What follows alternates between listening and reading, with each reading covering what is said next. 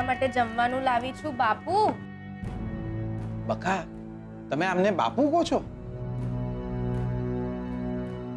હા. લાયા લાયા, બાકી જોરદાર. એક વાત કહું, આ તમારા બાપુને સર્વિસિંગમાં આલવા પડે એવા છે. એટલે અરે બકા, આપણે ગાડી સ્કૂટરને સર્વિસિંગમાં ના આપીએ એટલે ગાડી ધોવાઈ જાય, એકદમ બોઇલિંગ થઈને મસ્ત થઈ જાય. એમ જ આમને એક દાડો સર્વિસિંગની જરૂર છે. આમને એક દાડો ગેરેજમાં લઈ જઈશું. ઓ છેલ્લે ક્યારે નાયા હતા તમે? 2008માં? 2009માં? બસ બસ, એક ઘરડા માણસને આટલી મશ્કરી ના કરો. બાપુ, જમવાનું અહીંયા મૂક્યું છે. ભૂખ લાગે ત્યારે જમી લેજો. આજે થોડું વધારે જ લઈ આવી છું, કારણ કે કાલે હું નથી આવવાની. હું જ્યાં ઘરકામ કરું છું ને, ત્યાં કોઈના પિંડદાનની વિધિ છે. સાંભળો છો ને તમે? કાલે હું નથી આવવાની.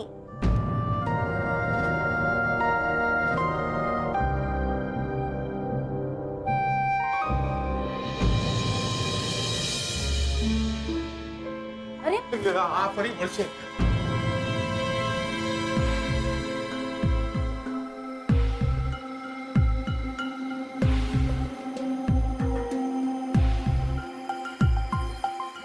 બાપુ,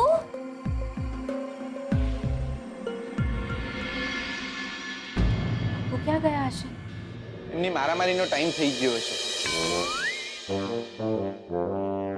એટલે બકા, મને લાગે છે જ્યાર સુધી એકાદનું મોઢું ના ફોડી દે ને ત્યાર સુધી એમને જમવાનું પચતું જ નહીં હોય. બસ હવે.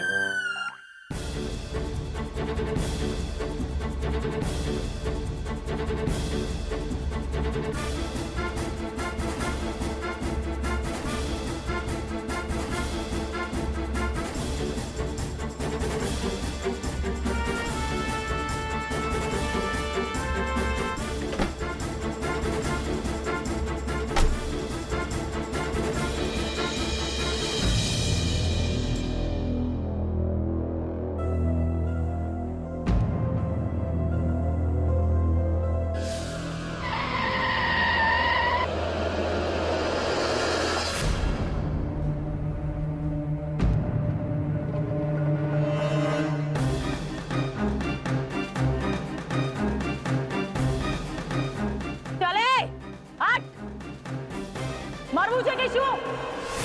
મરવું છે કે શું? મરવું છે કે શું? મરવું છે કે શું?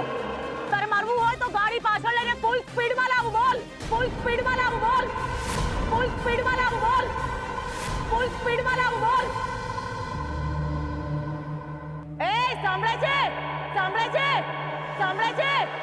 અત્યારે મુહૂર્ત સારું છે. સ્વર્ગના દરવાજા ખુલ્લા છે. બોલ, સ્વર્ગના દરવાજા ખુલ્લા છે. બોલ, દરવાજા ખુલ્લા છે. બોલ, ચાલ હટ.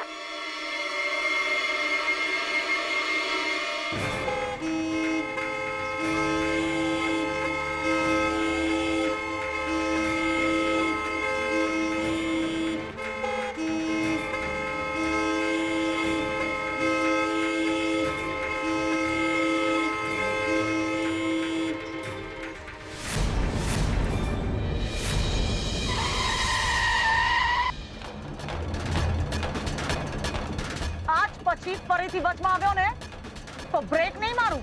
તને જ મારી નાખીશ. તને જ મારી નાખીશ. તને જ મારી નાખીશ. તને જ મારી નાખીશ.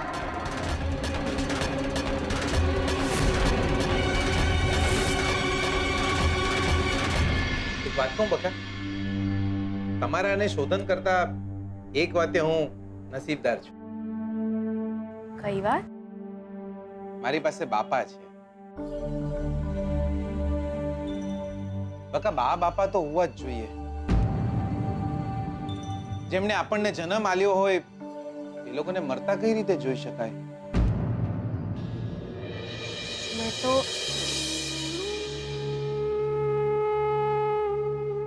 મેં મારા મા બાપુને ક્યારે જોયા નથી.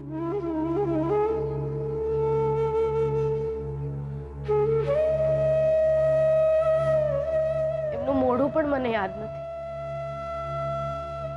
હું નાની હતી ને ત્યારે જ એમનો સ્વર્ગવાસ થઈ ગયો. તમને તમારા બા બાપાની યાદ આવે છે?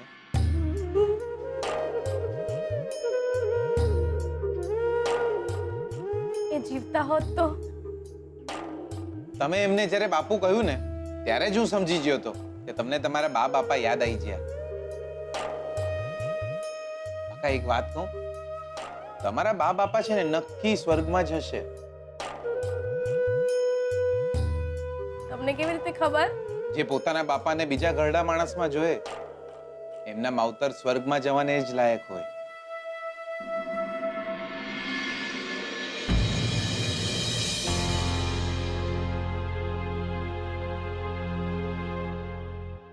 આ બાપુ ક્યાં રહી ગયા?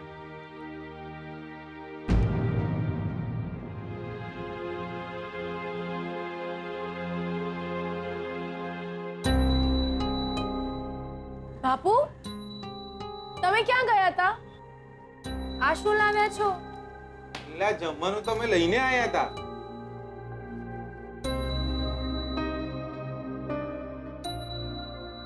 આ શું છે? ખોલું?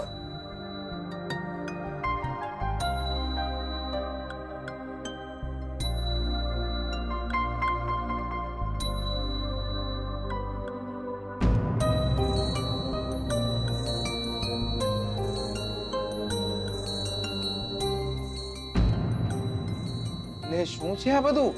આ બધું શું લાયા છો? આ શું? ફૂલો, નારિયેળ, ચોખાનો લોટ, પૂજાપુ. આ પૂજાપોનું સામાન કેમ લાવ્યા છો તમે? એક મિનિટ બકા.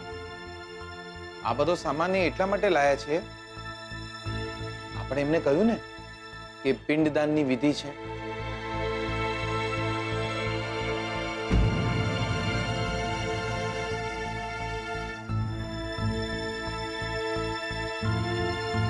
મતલબ કે આ માણસની એવી ઈચ્છા છે કે શોધનના પપ્પાની વિધિમાં આ પૂજા પહોંચડે.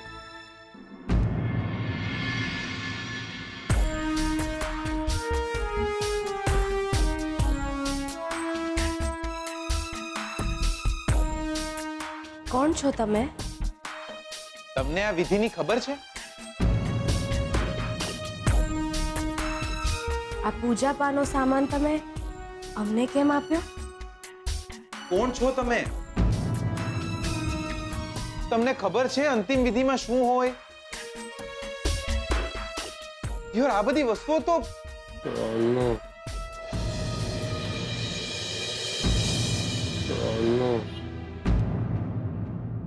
લાગે છે એમને એમની દીકરી યાદ આવી રહી છે. એમની દીકરીનું નામ સોનુ હશે.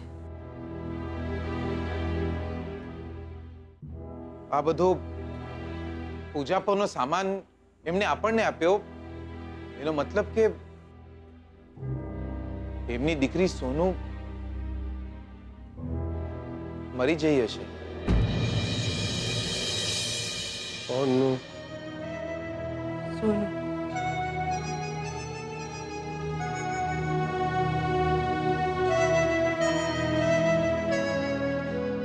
सोनू बेटा,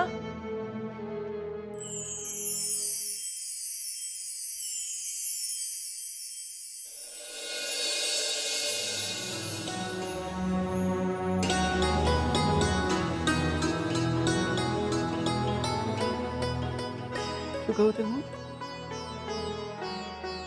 सोनू. સોનું. हाँ बेटा. સોનું. મોમ, કેટલા વર્ષો પછી તે મને નામે બોલાવ્યું. ઘણા વર્ષ પછી તને તારા મોઢે આવી ગયું. તારા પપ્પા હંમેશા તને સોનુ કહીને બોલાવતા. સોનુ. એ ગયા ને સાથે નામ પણ લેતે.